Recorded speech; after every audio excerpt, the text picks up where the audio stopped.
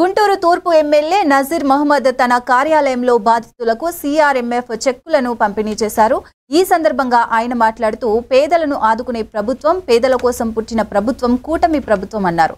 CM Chandrababu ప్రతి ఇంటికి పెద్ద కొడుకుగా ఉండి అన్ని తానే చూసుకుంటున్నారని తెలిపారు.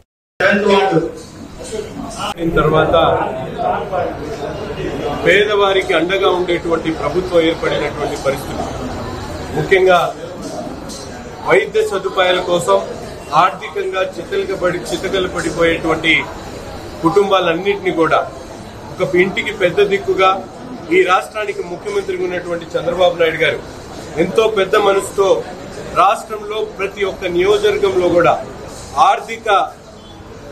ఆర్థికంగా ఇబ్బందులు పడుతున్నటువంటి కుటుంబాలు కార్పొరేట్ వైద్యం కోసం వాళ్ళ అవసరమైనటువంటి ముఖ్యమంత్రి గారి సహాయ నిధి ద్వారా ఒక పక్కన డాక్టర్లు గాని, ఒక పక్కన హాస్పిటల్ మరుగుపరిచేటువంటి కార్యక్రమం కూడా ఈ ప్రభుత్వంలో జరుగుతా ఉంది.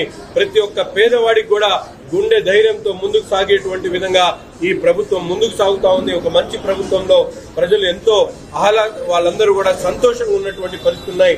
తప్పకుండా ముఖ్యమంత్రి గారికి భగవంతుడు ఇటువంటి మంచి కార్యక్రమం చేసినందుకు ఆయనకు అష్టైశ్వర్యాలు, ఆయురారోగ్యాలు ప్రసాదించాలని చెప్పి మనస్ఫూర్తిగా కోరుకుంటా ఉన్నాం.